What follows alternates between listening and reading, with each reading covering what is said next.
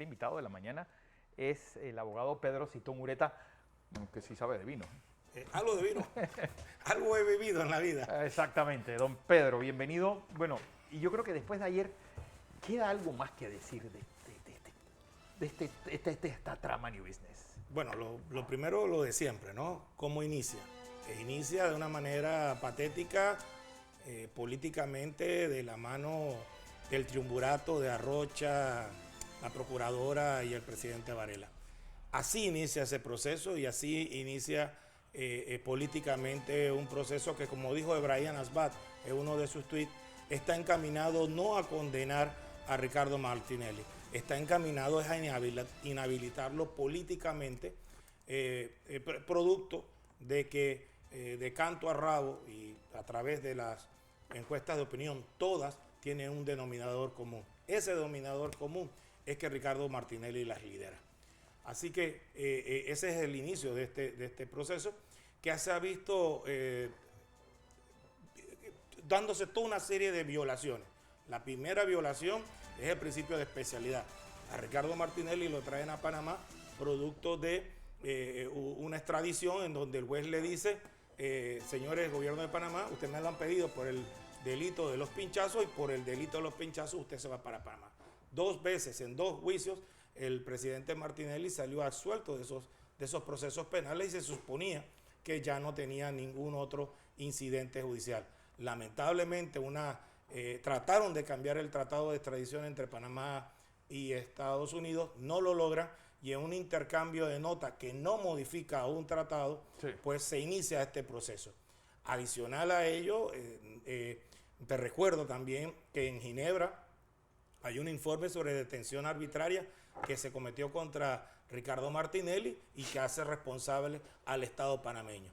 Todas estas situaciones se las ha pasado por sus partes pudendas la señora, tanto los fiscales como la señora juez, que han ido a un trote militar a llevar a Ricardo Martinelli a hacer esta audiencia totalmente al margen de la ley.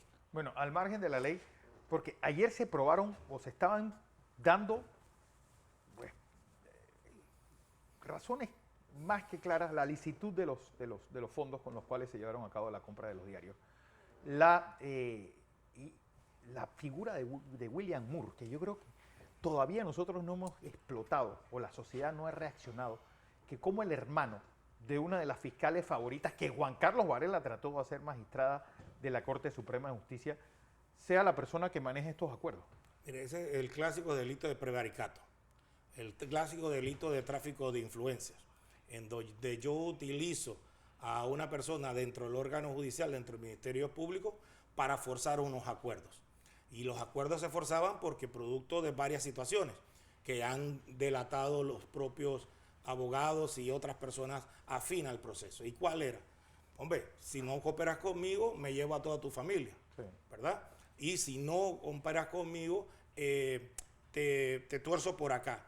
Entonces, también se vieron claramente que hubo una especie de mafia estructurada con una ley de omerta, pero en sentido contrario. Sí. Hablen todo lo que ustedes quieren en contra de Ricardo Martinelli y ustedes saldrán favorecidos. Y definitivamente, cuando vemos la denuncia que presentaron ayer los abogados de Ricardo Martinelli sobre una supuesta maniobra de tanto de los fiscales como de la juez para permitir que se ausentara, viajar el señor Henry Mirachi y que a su vez entonces se ausentara del proceso para no ser el testigo protegido. Porque este es un tema muy importante. Aquí se le ha dado el nombre de testigo protegido al que todo el mundo sabe quién es, ¿verdad? El señor Francolini y el señor... Bueno, eso pasó también en el caso Pinchazo. En el caso, es que hacia allá iba. ¿Y por qué no se les ha llevado a juicio? No se les ha llevado a juicio porque ya tienen el precedente del caso Pinchazo. Si el testigo del caso Pinchazo no se hubiera presentado, probablemente hubieran condenado también a Ricardo Martinelli. Pero los abogados lograron desmontar esa trama, ver que estaba mintiendo porque tenía un salario en los Estados Unidos de $10,000 y entonces lograron la absolución en 2 ocasiones. Las historias se repiten en llanto y tragedia. Y en este momento vemos que se está repitiendo nuevamente. Ayer, lo más importante, por primera vez, por lo menos por una hora, cada uno de los abogados de los imputados pudieron hablar sin cortapisas. No tuvieron detrás de ellos a la juez Valoisa Martínez indicándoles que no podían hablar, coartándoles el derecho de expresarse para defender a sus imputados, a sus clientes dentro de ese proceso. Y ayer, por ejemplo, yo resalto el tema de la abogada Quintero. La abogada Quintero en 5 minutos, a sus palabras, ya había demostrado que su cliente era inocente por una sencilla razón: no había dolo. Si no hay dolo en ese delito de blanqueo, es imposible que haya delito. Pero ella dijo algo importante: la publicidad que se le está haciendo a este proceso, porque eso es otro tema que hay que mencionar. Solo los procesos en donde está involucrado Ricardo Martinelli, el órgano judicial los transmite. Ningún otro, seas violador, te ponen una capucha, lo que sea, no se le ocurre ni una. Pero en este se está transmitiendo. Pero el tiro le ha salido como un boomerang, le ha venido de vuelta. ¿Y por qué? Sencillamente porque en ese proceso ella demostró a su vez la maldad, la mala fe procesal de los fiscales de estar inventando sesgadamente pruebas del proceso para meterlos dentro de sus alegatos. ¿Qué sucede? La Constitución y la ley expresamente hacen que el fiscal tiene que ver lo bueno, lo malo y lo feo y presentárselo a la juez. Y en este caso ellos hicieron caso omiso. Yo a veces pienso que es por ignorancia supina de la ley o del proceso o del delito de blanqueo, que también podríamos hablar de eso, o a veces es por la perversidad que tienen ellos de querer lucirse frente a su jefe, el interino procurador Caraballo. Porque hay algo que ha quedado demostrado, es decir, no solamente un perito que no es perito, que no tenía ni idea de lo que estaba haciendo, sino unos fiscales que han demostrado una ignorancia en todo lo que es el derecho mercantil. Mire, yo le voy a decir algo. Yo que viví muchos años fuera de Panamá y que muchas veces tuve que vender sociedades, hacer hipotecas, registrar esas hipotecas, vender barcos, etcétera, etcétera, y estar en la defensa de los servicios internacionales de Panamá, es lamentable el pobre dominio que tienen los señores fiscales sobre este tema. Y te explico. Cuando tratan de involucrar a un director nominal y hacer ver ante la opinión pública que ese director nominal es algo al margen de la ley, es absurdo, porque es lo que utilizan todas las grandes firmas de abogados de este país desde 1987, cuando yo trabajaba en Arias Fábrega y Fábrega. Desde esa época yo recuerdo claramente esa situación que no ha cambiado, que no hay ninguna legislación que ha cambiado. Pero sobre todo, hablaban temerariamente del derecho societario, desconocían situaciones del derecho societario, desconocían situaciones de la práctica bancaria. Y como dijo Delia Cárdenas, la ministra en el gobierno de Endera y superintendente bancaria, ella dijo: están poniendo en riesgo la seguridad jurídica del país, de su mayor valor, que es el Centro Financiero Internacional, solo para encontrar a Ricardo Martinelli culpable y poder inhabilitarlo para las próximas elecciones de mayo de 2024. Eso es una traición a la patria, porque en la otra cara de la moneda tú ves el linchamiento mediático que hacen medios de comunicación social como La Prensa, TVN, Medcom, donde los especialistas como Hugo Famanía, que en su vida ha pisado una escuela de derecho, pues hacen unas interpretaciones a rajatabla, mientras que del otro lado tenemos al catedrático Carlos Barzallo, un experto en derecho de blanqueo de capitales, experto en derecho societario, ha sido funcionario en diferentes instituciones y ha sido presidente de Transparencia Internacional. Y él claramente dijo en unas declaraciones a Omega Estéreo, a Añito Adames, le dijo: aquí el caso que están presentando los fiscales es un caso débil. Y es un caso débil porque no ha habido las auditorías de la Contraloría. Y el querer presentar como un delito autónomo sin ese delito precedente, se les va a caer este caso. O sea, esas son cosas que recogen 5 abogados de este país, dispares. Y cuando digo dispares, es que militamos en diferentes movimientos. Juan Antonio Tejada, ex fiscal de la República y defensor del pueblo. Juan Carlos Araúz, presidente del Colegio de Abogados. El propio Carlos Barzallo. Yo, que he sido 2 veces fiscal. todos concordamos que la necesidad de llevar a los testigos protegidos a un contraintegratorio. Pero el ilustre Rodrigo Noriega, que en su pelotera vida ha sido siquiera un litigante en materia penal, decía que eso no era necesario, que los fiscales. Entonces, esta es la otra cuestión. Hacen narrativas en los medios de comunicación social repitiendo los argumentos de los fiscales y lo hacen como si fuera palabra de Dios. Y eso es muy preocupante, porque la jueza le ha hecho demasiados guiños a los fiscales y de esa manera ha olvidado que ella dirige el debate, que ella dirige el procedimiento, que ella estaba obligada a traer a esos testigos protegidos para que estuvieran en el contrainterrogatorio. No es tanto lo que hace el Ministerio Público, sino la forma apabullante en que no dejaba hablar en cada objeción a los fiscales. El primer día o el segundo día, no recuerdo, lo que sí estoy presente es abogados como Quintero. La abogada Quintero es una abogada seria, es fiscal de la República. El abogado Rosendo Miranda, colega mío y es fiscal de drogas, igual que yo. Ellos se presentaron a exigir que se presentaran. Además del abogado Carrillo, lo trató de deslucir la juez. Todas estas situaciones hacen que la juez sea una juez sin alma, una juez que no tenga pasión por el trabajo, y lo que pareciera ser es que está esperando un premio de consolación al final de este proceso y el de Odebrecht para ser, por ejemplo, juez en Chiriquí, juez superior allá en Chiriquí, o magistrada del temible Tribunal de Extinción de Dominio que van a imponer a la fuerza. José. Abogado, todos los que hemos seguido esto desde hace tiempo, sabemos por varios años lo que está ocurriendo desde el punto de vista político. Entonces, quisiera hacerle un par de preguntas en términos de verar en la perspectiva de esto, usted como abogado y como político también, porque los abogados estudian política. ¿Cómo usted ve el desarrollo de esto? La tesis fundamental de la defensa de Ricardo ha sido de que se trata de un caso político, y es un caso político, ¿no? Entonces, ¿cuál es el desarrollo de esto? ¿Usted cómo ve esto que termina hoy en perspectiva? ¿Qué pasará?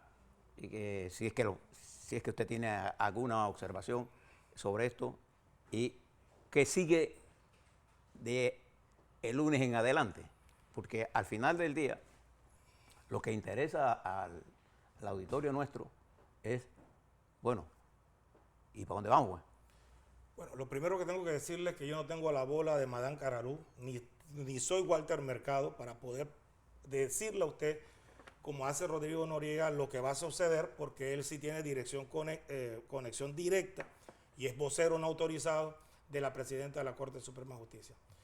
Pero lo primero que tengo que decirle es que este proceso se está llevando a dos tiempos. Y cuando digo dos tiempos, es el tiempo mediático y el tiempo jurídico. En el tiempo mediático, acertadamente, como usted ha dicho, se enfoca a un proceso político de lo que es la judicialización de la política. Es inhabilitar a candidatos a través de la justicia. Eso es obvio, y los abogados y los voceros del señor presidente, de Ricardo Martinelli, así lo han expresado. Yo pienso que el día domingo, donde va a ser ya la candidatura, la elección, y más que dicho va a ser la candidatura ya presidencial, el inicio de Ricardo Martinelli, a todas luces él deberá definir con sus estrategas el tema político. Por el otro lado, y es el tema interesante, mire, lo primero que yo le digo, una audiencia normalita, silvestre, como la de Patria Portugal, desde el día de la audiencia, o sea, hoy, desde que finalizó la audiencia, hasta el día del recurso de revisión, fueron 40 meses. Los de Garús y Pérez, que fue una un poco más complicada, duró 36 meses. O sea, si usted sumara los tiempos de aquí hacia adelante, es imposible que pudieran inhabilitar a Ricardo Martinelli. Pero el punto es que no se extrañen que hoy la juez, una vez que finalice el último de los abogados, que creo que le faltan 5, que pudiera ser en la tarde, diga, oiga, denme media hora que les voy a fallar de una vez. Quizás no me expliqué, pero no hay que ser un clarividente para estimar, por ejemplo, que al final del proceso hay dos caminos. Uno, que sea suelto, Ricardo, y dos, que sea condenado. En los dos caminos habrá apelaciones. Sí. Espérate. En los dos caminos apelará a la Fiscalía y apelará, Ricardo, si va en contra de él, que viene otro proceso que sigue en ambos casos. Mi pregunta era, como hay una tesis central que los abogados han venido definiendo, que se trata de una persecución y manipulación política, en consecuencia el discurso central gira en torno a esto. Vamos a un proceso electoral el domingo interno de primarias, en donde para nosotros, en el análisis nuestro, independientemente del número de gente que vaya a votar, Ricardo Martínez le va a ser el candidato de Cambio Democrático. No tengo la menor duda, de RM, no tengo la menor duda de que eso va a pasar. Ya vendremos con otros análisis con respecto a la votación, etcétera, las movilizaciones que se hagan. Pero no hay la menor duda de que eso va a pasar. Entonces, en ese escenario, que tiene componentes jurídicos y políticos, es mi pregunta. No es la pregunta de Noriega, es la pregunta que yo le estoy haciendo a usted para que nuestra audiencia tenga una comprensión de qué es lo que pasa. Mire, es sencillo. En el tema político, por ejemplo, yo he visto a líderes de la oposición que no marcan ni siquiera un ITBMS, o sea, un 7% del electorado, decir en televisión: ahí están las pruebas contundentes de que se debe condenar a Ricardo Martinelli. Y obviamente esa expresión es más política que jurídica, sí, producto de sus propios intereses políticos, porque ellos piensan que una vez sacado a Ricardo Martinelli, la masa electoral de él, su partido, pues se va a esfumar, va a desaparecer, o en el mejor de los casos va a ser un split de votos para todos ellos y se sentirán entonces beneficiados. Ese es en la parte política. En la parte jurídica, lo importante a resaltar es que definitivamente la jueza, a partir de hoy, que termina, tiene 30 días o hasta 30 días para dictar una sentencia. ¿Son calendarios o son días ilegales? Es calendario. Esos 30 días que ella tiene para fallar, es importante rescatar que ella tiene un expediente de 175 tomos y más de 200.000 folios. Pero ojo, que mucho de lo que ha aportado el Ministerio Público es pura basura probatoria. Las pruebas, como ayer escuché a un abogado decir que, por ejemplo, en el tema de las acciones, usted puede traer a 50 testigos protegidos, pero una certificación, un libro de acciones, mata a sus 50 testimonios. Entonces, en el derecho probatorio, en el derecho procesal, a veces gente lega, gente que no tiene conocimiento de estos temas, opina: no, el fiscal presentó 50 testigos. De nada sirven si un solo documento los mata. Entonces, en ese sentido, ella tiene que fallar. Una vez que salga ese fallo, usualmente, que como usted bien apunta, puede ser condenatorio o puede ser absolutorio, el Ministerio Público o las partes, porque son, creo que son 13 imputados. 12. Sí, 13 con 13 y 2 que estaban, exacto, más los testigos protegidos que ya tienen su acuerdo de validación. Esos 13, en el caso que se absuelvan a los 2, que supuestamente también es parte del acuerdo de validación, tenemos entonces que va a ir a una apelación. Esa apelación se surte notificando a todas las partes. Más o menos se demoran como 2 meses en ser presentada la apelación, y hay un Tribunal Superior de Liquidaciones en donde, una vez que ellos reciban la transcripción de la audiencia, reciban las apelaciones y reciban el expediente, son 5 jueces. De esos 5 jueces, rotativamente, 3 van a encargarse del proceso. Pero una pregunta técnica ahora. En ese proceso de los jueces de apelación, que sería en cualquiera de las partes, cualquiera sea el escenario que se dé, eso no es una audiencia pública, es una audiencia entre ellos. No, ya en ese momento ya el viejo sistema inquisitivo solamente te da un escrito de apelación, donde tú presentas ese escrito de apelación, y igual que el Ministerio Público también presenta un escrito. Ahí no hay audiencia y los jueces están libres de fallar. Usualmente, en los anteriores casos que yo le he comentado, ellos duraban entre 6 a 12 meses y a unas veces hasta 18 meses para poder fallar. Yo pienso que también este proceso le están dando Speedy González y van a ir por encima de otros procesos que no han sido fallados para dictar una sentencia, no sé, en 1, 2, 3 meses, dándose entonces finalmente la decisión que adopte, si es favorable a cualquiera de las partes, el Ministerio Público como la defensa de los imputados puede entonces recurrir a la casación. Claro, porque este es en el escenario que le he planteado, el escenario de que, porque hay dos escenarios solamente. Digo, Sí, pero sí, es que pase pero lo que ambos- pase, yo en creo que ambos- va a llegar hasta última instancia, Ajá. porque yo creo que también por parte de los fiscales Sí, exacto. le puede Por eso, presentar por esta- eso. los tipos no No, tienen vergüenza. Lo que yo no descarto es que pueda haber en este proceso una solución. Sí, eso es lo que le iba a decir. Yo no la descarto, o sea, Sí, sí, no hay que pero- descartar. pero- Nada es descartable. pero al escuchar el sesgo del análisis a un solo punto, me lleva a la conclusión de que piensa una parte de la defensa, porque yo he hablado con algunos abogados, piensan que existe una real propuesta de jurídica Sí. que podría llevar a la juez a tomar la decisión de que no hay condena. Ahora- Eso va a producir la apelación de la fiscalía. Porque también hay algo que cambia radicalmente el panorama, que es lo que pasa el domingo. Bueno, sí. Ese es en el lado político. Me permite terminar el lado jurídico, procedimiento penal. Esto que usted dice es muy interesante. Efectivamente, si en a nivel de circuito de la jueza Valoíza y lo ratifica el Tribunal Superior de Liquidaciones con una absolución, ¿verdad? O Valoíza condena y la jueza y los jueces del Tribunal Superior absuelven, va a darse un caso muy interesante que no se va a dar, y le puedo asegurar que no se va a dar en el caso de que sean condenados y el Tribunal Superior nuevamente condene.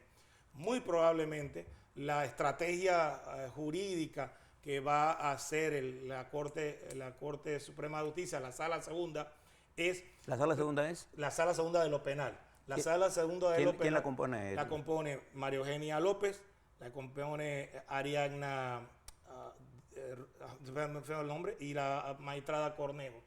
Esos tres magistrados, les recuerdo que Ariadna, se me fue el nombre, el apellido, la magistrada Ariadna, ella es ficha de María Eugenia López. Ellos dos harían sala, mayoría, en una sala en donde podrían marginar a la magistrada Cornejo, que ha demostrado tener un criterio independiente a la hora de tomar decisiones. Entonces ellos podrían decidir, por ejemplo, dos de ellas podrían decidir que no se admite la casación. Y entonces allí solo cabría el recurso de revisión, que es un recurso que es como un pataleo de abogado realmente, pero lo importante es que la sentencia en primera instancia y en segunda instancia se va a llevar por los canales del procedimiento inquisitivo, pero el tema en casación se va a llevar por el sistema del penal acusatorio. ¿Cuál es la diferencia ahí? La diferencia es que el sistema penal acusatorio restringe días y también restringe Tiene las tiempo. causales, exacto, tiempo y causales para poder acá no. interpretar. ¿Ah? En el otro no. En el otro no, exacto. Entonces, pero para que usted tenga una idea, una vez que falle, y esto también quisiera mencionarlo, una vez que falle el Tribunal Superior de Liquidaciones, le tienen que dar 15 días a cada uno de los que van a presentar la casación, que yo me senté con el abogado Rosendo Miranda, que si fueran, por ejemplo, 10 los que tendrían que presentar casación, serían 150 días. 150 días más o menos son como 5 meses y tanto. 5 meses. Entonces, dependiendo, ¿no? Pero son más o menos estos promedios. O sea, que nosotros sacamos cuenta y decíamos que era imposible. O sea, el término menor que se iba a dar esta sentencia ejecutoriada era para el mes o de mayo o de junio. O sea, en la felicidad más grande de María Eugenia López, ella no podía adelantar esos tiempos.